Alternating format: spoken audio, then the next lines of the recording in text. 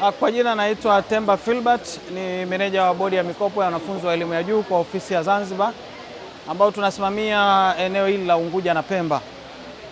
Kwa mwaka huu tuko hapa kwa ajili ya kuwasaidia wanafunzi wale ambao wanahitaji mikopo na hasa wale ambao yamkini wamekwama kwenye eneo moja au lingine katika ujazaji wa mikopo.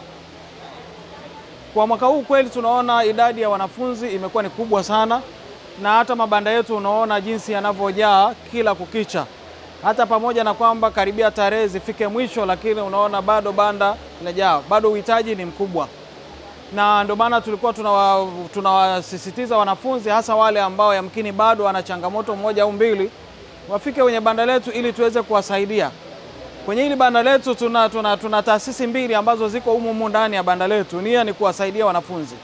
Kuna wale wanafunzi ambao wana changamoto ya vitambulisho vya NIDA, vitambulisho vya taifa. Tuna mtu kutoka NIDA yuko hapa kwenye banda letu. Kuna wale wanafunzi wana changamoto nyingine za NAPA, anwani za makazi. Tuna watu watatu wa anwani za makazi ambao wapo kwenye banda letu hili. Lakini hata tunavyoenda Pemba, watu hawa lazima wako hivi. Kwa hiyo ndani ya banda letu tunazo taasisi ambazo tayari ziko kwa ajili ya kutusaidia. Kwa hiyo kwa wanafunzi wale ambao wanapata changamoto mbalimbali, ni vyema wakafika kwenye banda letu kwa ajili ya kupata msaada, na hasa katika kipindi hichi cha maonyesho ambayo taasisi nyingi unazikuta ziko eneo moja. Wengi wa wanafunzi ambao wanahitaji kuapply, angalau mpaka ikifika mwezi wa 8 katikati, angalau kwenye tarehe 15, huyu angalau umeshamaliza. Kama tunavyofahamu sisi kwa hapa Zanzibar, mwanafunzi anaweza akaapply bodi ya Tanzania na wakati huo akaapply bodi ya Zanzibar. Lakini kama unapata changamoto kwenye bodi ya Tanzania, si ajabu unaweza ukaendelea na hiyo changamoto ikakupa changamoto kwenye kuapply bodi ya Zanzibar. Kwa hiyo ni vyema mwanafunzi akaapply mapema. Sisi tunafika mwisho au deadline yetu yuko kwenye tarehe 30 ya mwezi wa 8. Kwa hiyo mwanafunzi ni kukimbizana na hizi siku ambazo zipo ili aweze kufanikiwa kujaza form, lakini na pia kukamilisha uombaji wa mikopo. Viko vitu ambavyo vya muhimu sana katika ujazaji wa mikopo. Cha kwanza kabisa, mwanafunzi anaye apply mkopo kwanza lazima awe ni Mtanzania. Na ndio maana tuna verify vyeti vya kuzaliwa kuthibitisha uwenyeji wako. Lakini kitu cha pili, mwanafunzi anatakiwa verify, cha kwanza ni verify cheti cha kuzaliwa, lakini cha pili awe amefungua benki account. Nia ya kuwa na akaunti ya benki ni ili basi pale ambapo tayari ameshaingia chuoni na sisi tayari tunakuwa tayari tumeshamsogezea hiyo huduma ya kumlipa hasa kwenye akaunti yake.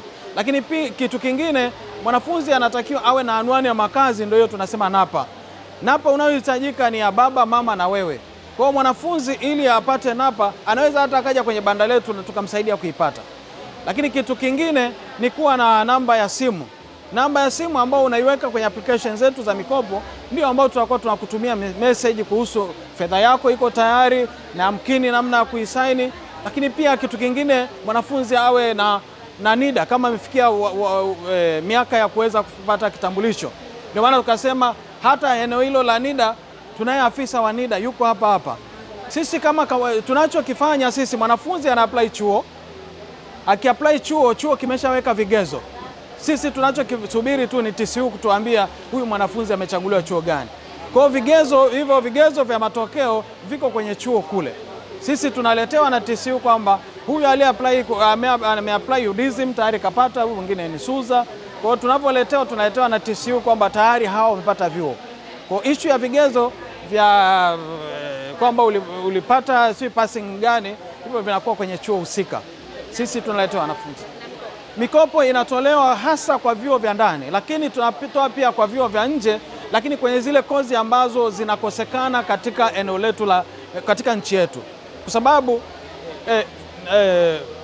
anayeenda kusoma nje ya nchi inawezekana hata gharama ikawa ni kubwa.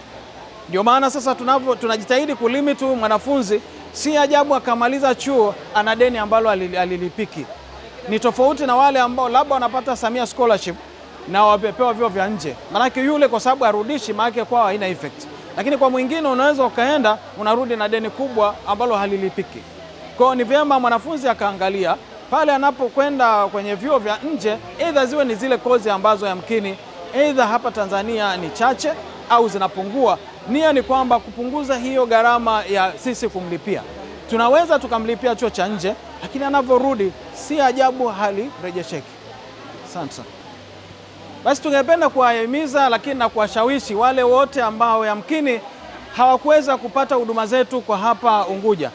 Tunafahamu baada ya maonyesho haya kutoka hapa yanaelekea kule Pemba, na sisi tayari tumeshajiandaa kwenda kule Pemba, na katika banda letu tutaongeza na taasisi zingine ili pale hata yule anayepata changamoto hata kwenye vitambulisho vya Mzanzibari aweze kupata huduma pale pale. Kwa katika maonyesho haya si watoto tu kuja, lakini hata wazazi unaweza ukaja.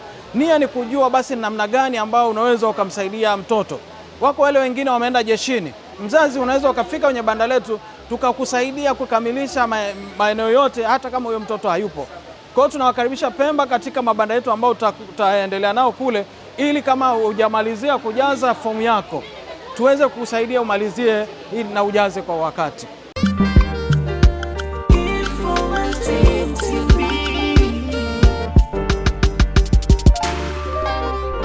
Informative TV. We believe in knowledge.